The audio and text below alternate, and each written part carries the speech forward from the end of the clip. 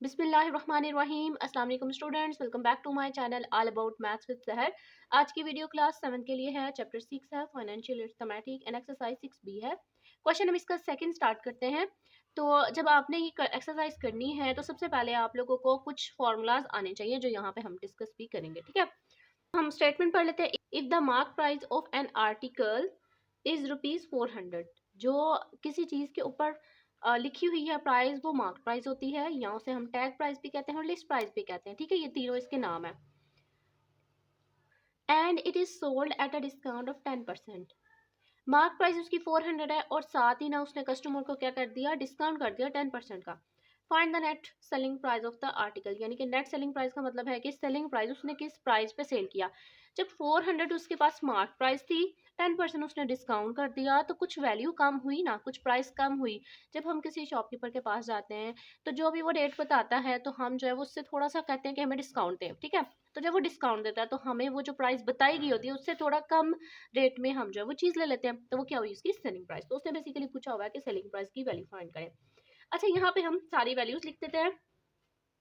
Mark price कितनी है, 400।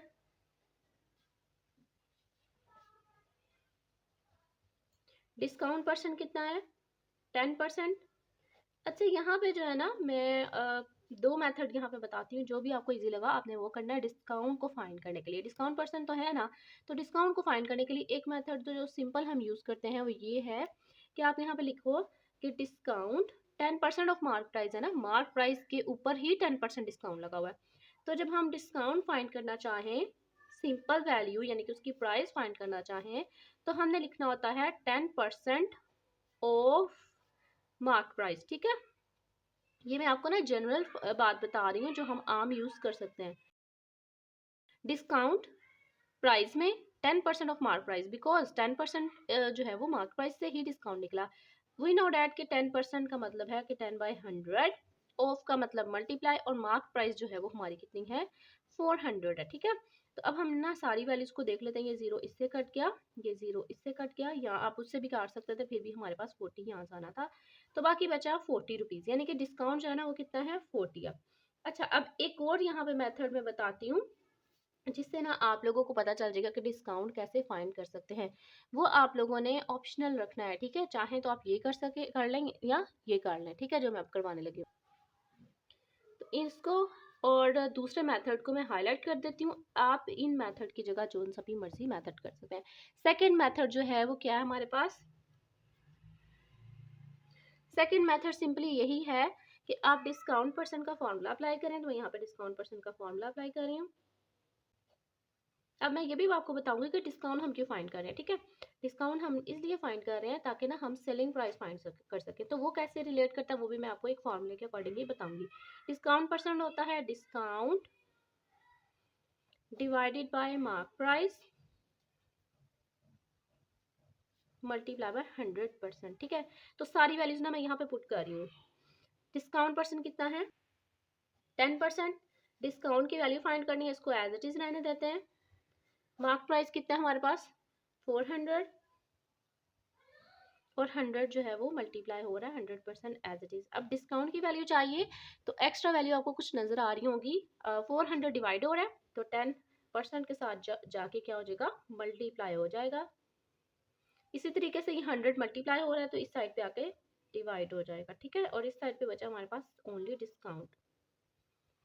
ये परसेंट परसेंट से कट गया। अब देखिए बात वही आ गई है, 10/100 मल्टीप्लाई बाय 400। तो आप जो आप लोगों को इजी लग रहा है ना आप वो कर लें। ठीक है, बेसिकली ना ये वाला जो फॉर्मूला है ना, ये बस डायरेक्ट लिखो और आंसर आ जाता है, इतना मुश्किल नहीं है। इसमें हमें थोड़ी सी ट्रिक यूज करनी पड़ती है कि कौन सी वैल्यू उस साइड पे लेके जानी है और कौन सी वैल्यू नहीं। तो ये जीरो इससे कट गया, ये जीरो इससे कट गया, बाकी बचा हमारे पास 10 मल्टीप्लाई बाय 4। तो इनको हम यहाँ पे लिख लेते हैं।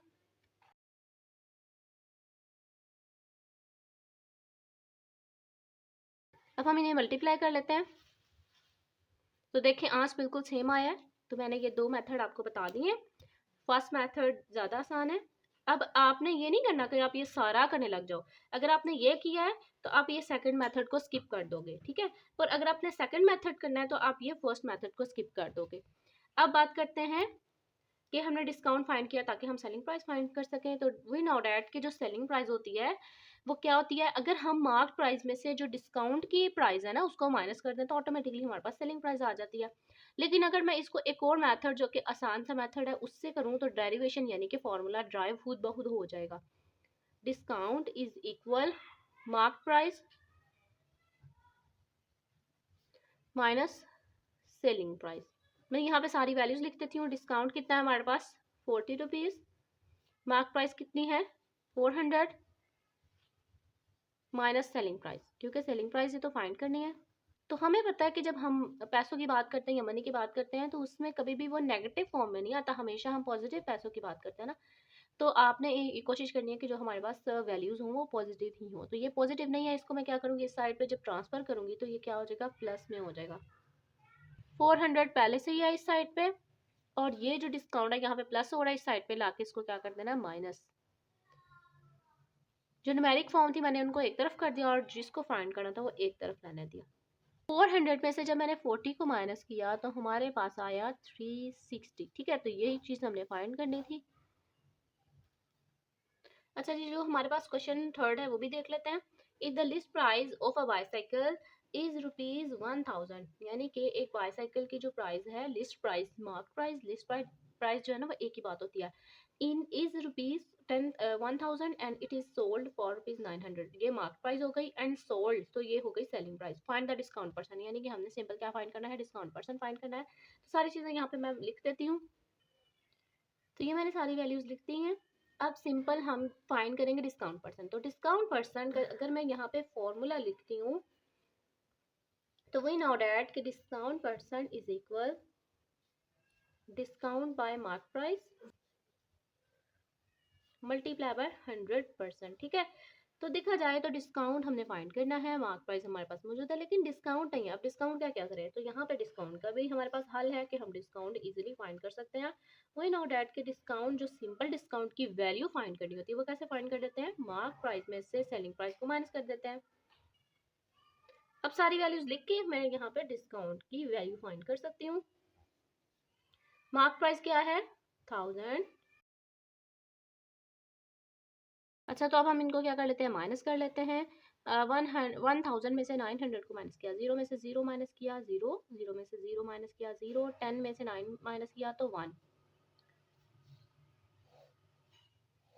अब जो डिस्काउंट की वैल्यू है वो हम इस डिस्काउंट परसेंट में पुट करके तो डिस्काउंट परसेंट की वैल्यू फाइंड कर सकते हैं। तो अब मैं सिंपल इसको दोबारा फॉर्मूले को नहीं लिख रही, मैं सिंपल इसमें वैल्यू पुट करनी है। तो डिस्काउंट हमारे पास क्या है 100, मार्क प्राइस कितनी है 1000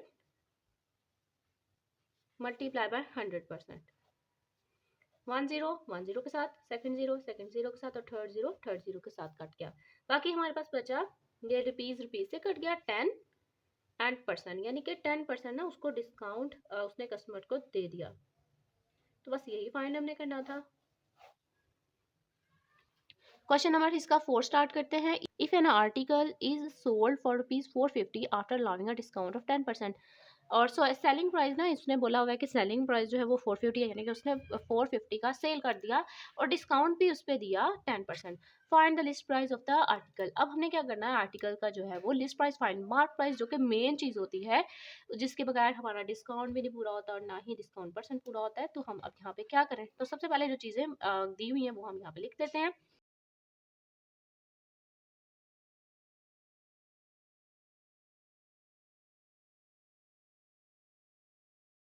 मार्क प्राइस हमें फाइंड करनी है, तो मार्क प्राइस को आपने ना सबसे पहले लेट कर लेना। मैं यहाँ पे आपको बाद में बताऊंगी कि हमने लेट क्यों किया। लेट अच्छा अगर आप लेट नहीं भी करते ना फिर भी आपका कुछ ना कुछ सोल्यूशन आ जाता है, वो भी मैं आपको बताती हूँ। लेट मार्क प्राइस से ये होगा कि आपकी जो ये लंबा जो स्पेलिंग फॉर्म है ना वो जरा शॉर्ट फॉर्म में हो जाएगी।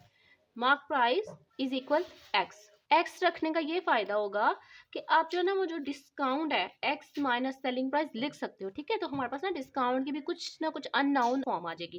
तो यहाँ पे आप सिंपल लिखोगे, जो सिंपल डिस्काउंट है वो कैसे लिखोगे, mark price minus selling price. Discount हमने फाइंड करना, डिस्काउंट को एज इट इज रहने देते हैं और मार्क प्राइस की जो कुछ अननाउन वैल्यू हमने लेट की है ना वो हम लिखेंगे एक्स माइनस सेलिंग प्राइस कितनी है ₹450। ठीक है, अगर आप मार्क प्राइस भी रहने देते तो इट्स ओके, लेकिन मार्क प्राइस को लिखना ज़रा लंबा हो जाना था काम, इसलिए हमने मार्क प्राइस को लेट कर लिया कि वो क्या है, एक्स है।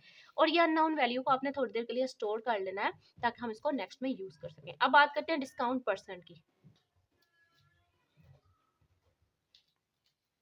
डिस्काउंट परसेंट का मैं फॉर्मूला लिख रही हूँ।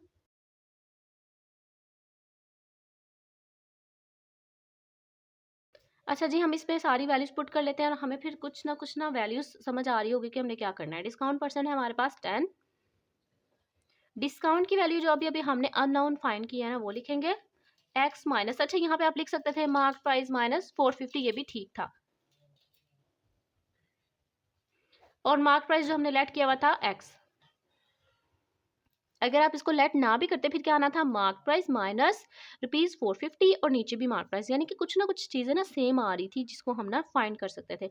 तो एक्स मैंने इसलिए लिखा, मैं बार बार आपको ये बता रही हूँ ताकि ना एक शॉर्ट फॉर्म हमारे पास आ जाए। बाद में हम एक्स की जगह ना मार्क प्राइस लिख लेंगे जब हम एक्स की वैल्यू फाइंड कर लेंगे। ठीक है, तो अब एक्स की वैल्यू फाइंड करनी है तो क्रॉस मल्टीप्लिकेशन करेंगे, एक्स डिवाइड हो रहा है और 10% के साथ जाके जो है वो डिवाइड। अच्छा यहाँ पे मैं एक काम आपको बताती हूँ, परसेंटेज सामने है, परसेंटेज सामने है, ये दोनों क्या हो जाएंगे, कट आउट हो जाएंगे। ठीक है, अगर आप देखो ये मल्टीप्लाई हो रहा है इस साइड पे आके डिवाइड होकर फिर से भी तो फिनिश होना ही है ना। मैंने इसको क्या किया, बिल्कुल सीधा सीधा था और इनको कट कर दिया। अगर यहाँ पे प्लस होता ना फिर मैं बिल्कुल भी नहीं कर पाती, लेकिन अब यहाँ पे सिंपल मल्टीप्लिकेशन का काम चल रहा है इसलिए मैंने इसको कट कर दिया। एक्स यहाँ पे डिवाइड हो रहा है इस साइड पे आके क्या हो जाएगा, मल्टीप्लाई हो जाएगा। और ये जो 100 है ना ये सबके साथ मल्टीप्लाई हो रहा है, तो मैं यहाँ पे ब्रैकेट में लगाऊंगी। अच्छा यहाँ पे एक और काम कर सकते हैं, ये जीरो और ये जीरो भी फिनिश हो सकते हैं जैसे कि हम करते थे ना। आप इसको करो 10 को उस साइड पे लेके जाओ तो ये क्या हो जाएगा हमारे पास, तो उस साइड पे जाके क्या हो जाएगा, डिवाइड हो जाएगा सबके साथ। ठीक है, इसका करने का ये एक आसानी होगी हमें, हमें ये आसानी होगी कि जो हमारी वैल्यूज है ना वो बहुत छोटी सी हो जाएंगी। अब मैंने क्या किया, 10 यहाँ मल्टीप्लाई हो रहा था, इस साइड पे आके क्या हो जाएगा, डिवाइड हो जाएगा, जो कि ये एक जीरो इस जीरो के साथ कट जाएगा, बाकी हमारे पास बचा 10, यानी कि अब 10 ने मल्टीप्लाई होना है अंदर सारी वैल्यू के साथ। और अगर हम 100 को करते थोड़ा लेंथी काम हो जाना था और वैल्यूज भी बड़ी हो जानी थी।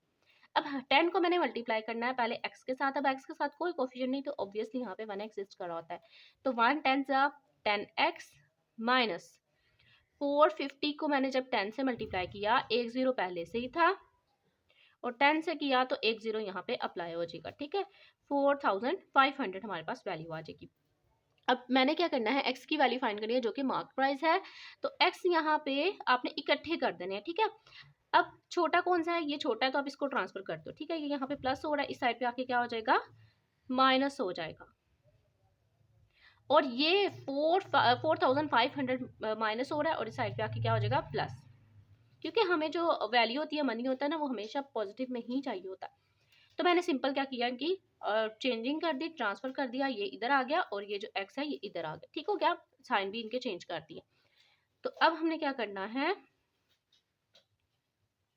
10 में से अब कोई कोफिशिएंट नहीं तो 1, 10 में से मैंने 1 निकाला तो हमारे पास आ गया 9 और वेरिएबल एज इट इज आएगा, क्योंकि जब हम ऐड वगैरह सब्ट्रैक्ट कर रहे होते हैं तो जो हमारे पास सेम वेरिएबल होता है ना वो एज इट इज आ जाता है, उनकी पावर को हम ऐड नहीं कर सकते। अब 9 यहाँ पे मल्टीप्लाई हो रहा है और जब दूसरी साइड पे जाएगा तो इसको हम डिवाइड कर देंगे। ठीक है, अब आप सिंपल क्या करो, मैं नेक्स्ट पेज में लिखती हूँ, इसको डिवाइड करते हैं और फिर हमारे प्राइस की एग्जैक्ट वैल्यू है वो लिख देती हूँ।